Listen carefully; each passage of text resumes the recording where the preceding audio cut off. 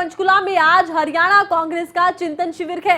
हरियाणा कांग्रेस अध्यक्ष उदय भान ने चिंतन शिविर के लिए नेताओं को न्योता दिया था। नेता प्रतिपक्ष भूपेंद्र सिंह हुड्डा समेत हरियाणा कांग्रेस के तमाम बड़े नेता इस चिंतन शिविर में मौजूद रहेंगे। हरियाणा कांग्रेस के चारों कार्यकारी अध्यक्ष, सभी विधायक, सांसद, पूर्व सांसदों को इस बैठक के लिए न्योता दिया गया था और 2019 में पार्टी के जो उम्मीदवार रखे गए उन्हें भी बुलाया गया है। एआईसीसी में हरियाणा से पार्टी पदाधिकारी हैं, तमाम उन्हें भी बुलाया गया है और कांग्रेस के वरिष्ठ नेता इस बैठक में मौजूद रहेंगे हरियाणा के।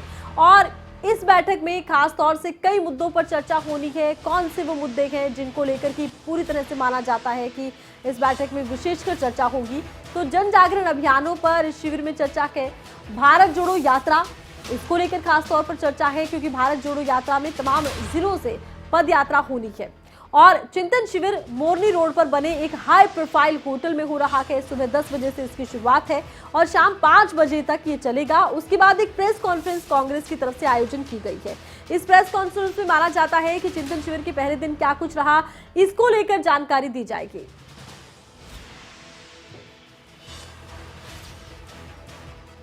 और इसी खबर पर ज्यादा जानकारी के लिए खबरें अभी तक के संवाददाता जितेंद्र चौधरी इस वक्त हमारे साथ लाइव जुड़ चुके हैं।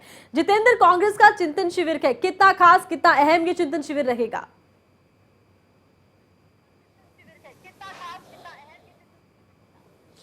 देखिए, बिल्कुल कांग्रेस की तरफ से पंचकुला में एक दिवसीय ये चिंतन शिविर बुलाया गया है, जिसकी तमाम जो तैयारियां हैं वो कर ली गई हैं। कुछ ही देर बाद जो चिंतन शिविर है वो यहां पर शुरू होगा। आप देख सकते हैं हम उसी निजी होटल के अंदर मौजूद है जहां पर इसका पूरा आयोजन किया गया है।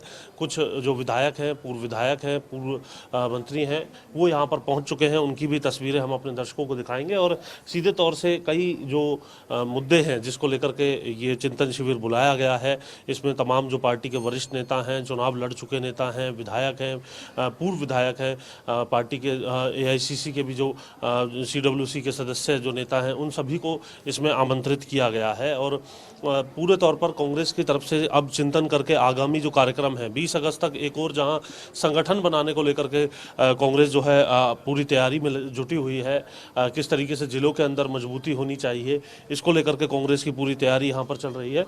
और जो आप देख सकते हैं जो विधायक हैं वो भी यहाँ पर आ चुके हैं, उनसे भी जानने की कोशिश करेंगे। सर, इस चिंतन शिविर से क्या कुछ जो है वो निकल करके सामने आने वाला है? कई मुद्दे हालांकि रखे गए हैं, चाहे वो यात्रा को लेकर के हो जिलों के अंदर या फिर पार्टी की मजबूती को लेकर के हो, जो सोनिया गांधी, राहुल गांधी से पूछताछ की जा रही है, उन मुद्दों को लेकर। इसके अलावा और क्या कुछ इसमें रहने वाला है?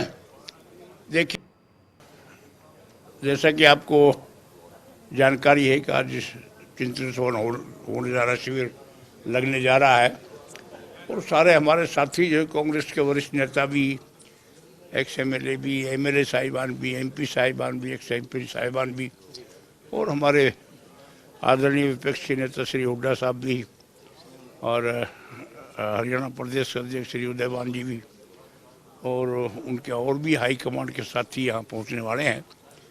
अब उस पर विचार विमर्श होगा। अब जो भी कांग्रेस हाई कमांड हमें निर्देश देगी, जो गाइडेंस देगी, उस पर हम उस पर हम फूल चढ़ाएंगे और यहाँ जितना भी जो भी विचार होगा तो मैं समझता हूँ वो उससे पार्टी जो है वो एक मजबूत होकर उभरेगी, चाहे वो संगठन की बात हो, चाहे पदयात्रा की बात हो। जहाँ तक भीतरघात, गुटबाजी जैसे मुद्दे जो हैं वो कांग्रेस को लगातार घेरे हुए हैं, क्या इस चिंतन शिविर के बाद वो तमाम चीजें दूर होंगी? नहीं, भीतरघात है ही नहीं। जो वोटिंग हुई थी रद्द और जो क्रॉस वोटिंग हुई थी उसको लेकर राज्यसभा, ऐसा कुछ नहीं है। हमारे पार्टी में कोई भीतरघात नहीं हुई और अगर हुई है तो वो लोग खुद, जो उसके खुद जिम्मेदार, जिन्होंने किया है वो खुद जिम्मेदार होंगे। हाँ, दुल साहब, आप क्या कहेंगे इस पूरे चिंतन शिविर को लेकर के? आज कांग्रेस यहाँ से क्या मंत्र लेकर के जाने वाली है, कांग्रेस के तमाम कार्यकर्ता नेता? आज चिंतन शिविर का मुख्य उद्देश्य केवल यही है, जो वर्तमान की हमारी हरियाणा की राजनीतिक स्थिति है और उस राजनीतिक स्थिति से आगे निकल करके to gear up for coming elections, gear up करने के लिए पार्टी को जो जनता से जुड़े मुद्दे हैं, जो आज तकलीफ़ें हो रही हैं, जो आज तकलीफ़ हो रही है जनता को, चाहे वो महंगाई के मुद्दे पर है, आप चाहे अग्निवीर योजना है, चाहे वो किसी प्रकार की हमारी योजनाएं हैं, लगातार जिस प्रकार से हर प्रदेश के अंदर हालत ख़राब है, जल भराव है, कानून व्यवस्था का है, इन सब पर चर्चा करके और इससे उभर करके चुनाव आने वाले चुनाव के लिए पूरी पार्टी के संगठन को और पूरी पार्टी को तैयार करने के लिए ये चिंतन है। उसमें सभी समस्याएं हैं, देश की समस्याएं भी हैं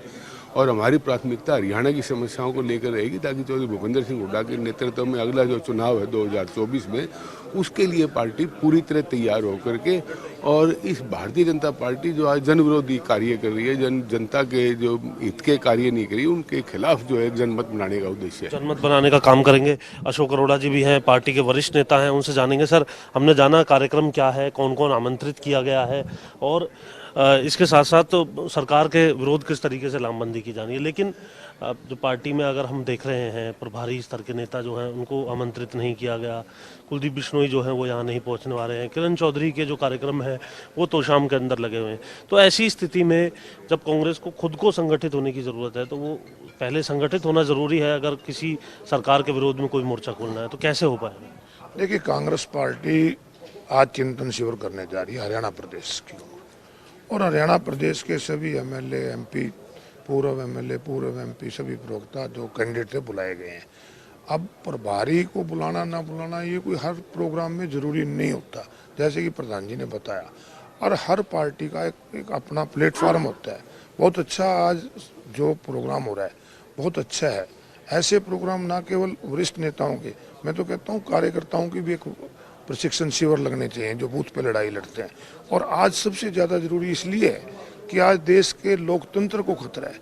जिस प्रकार से आज संवैधानिक संस्थाओं का, जिस प्रकार से जांच एजेंसियों का दुरुपयोग किया जा रहा है, तो और ऐसे समय में क्योंकि आज मुख्य विपक्षी पार्टी कांग्रेस पार्टी है और कांग्रेस पार्टी की भी जिम्मेवारी उतनी बनती है विपक्ष के नाते, जो सरकार अगर लोगों की बात नहीं सुन रही, सरकार अगर गलत इस्तेमाल कर रही है, तो कांग्रेस पार्टी को मजबूत करने के लिए इस तरह के चिंतन शिविर, प्रशिक्षण शिविर जरूरी है। कौन आएगा कौन नहीं आएगा ये एक अलग मैटर होता है। ये जरूरी नहीं होता कि सारे, किसी के प्रोग्राम अलग अलग होते हैं, वो अलग जाएंगे आ जाएंगे, परंतु ये एक बहुत बड़ा काम है। और मैं तो आज सुझाव आपको भी दे रहा हूँ, प्रेस के और मीटिंग में भी दूंगा कि ऐसे कार्यकर्ताओं के भी प्रशिक्षण शिविर लगने चाहिए। इसके अलावा अगर हम बात करते हैं तो ये पूरा कार्यक्रम जो रखा गया है, आज जो परिस्थिति बनी हुई है कानून व्यवस्था को लेकर के आपने बात की, वो विधायक भी साथ में बैठे हुए हैं, हम चाहेंगे उनकी तस्वीरें भी साथ के साथ सूर्या दिखाते रहें। जो धमकी विधायकों को मिली थी उसको लेकर के अब पुलिस ने ट्रेस कर लिया है उन लोगों को जो ठगी करने का काम करते थे। आप किस तरीके से देखते हैं? निश्चित रूप से जो आज प्रदेश के हालात हैं वो बहुत ही बुरे हो चुके हैं। प्रदेश, किसी भी प्रदेश के लिए बहुत जरूरी होती है प्रदेश की सुरक्षा। आज नशा बढ़ता जा रहा है, नशे की वजह से आज क्राइम बढ़ रहा है, और तो एमएलए अगर सुरक्षित नहीं, पुलिस वाले सुरक्षित नहीं, तो बहुत चिंता का विषय है।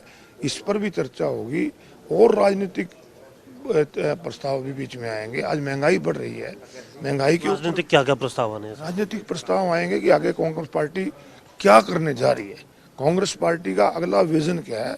आज यहाँ पर सभी के बीच में चर्चा होगी और उसके बाद उसका प्रोग्राम रखा जाएगा कि हम क्या करने जा रहे हैं। हमारा पद यात्रा का प्रोग्राम है, आगे विपक्ष आपके समक्ष चल रहा है और कार्यकर्ताओं को किस प्रकार से आगे और सारी परिस्थितियों के बारे में बताया जाए, ऐसे प्रोग्राम आज किए जाएंगे।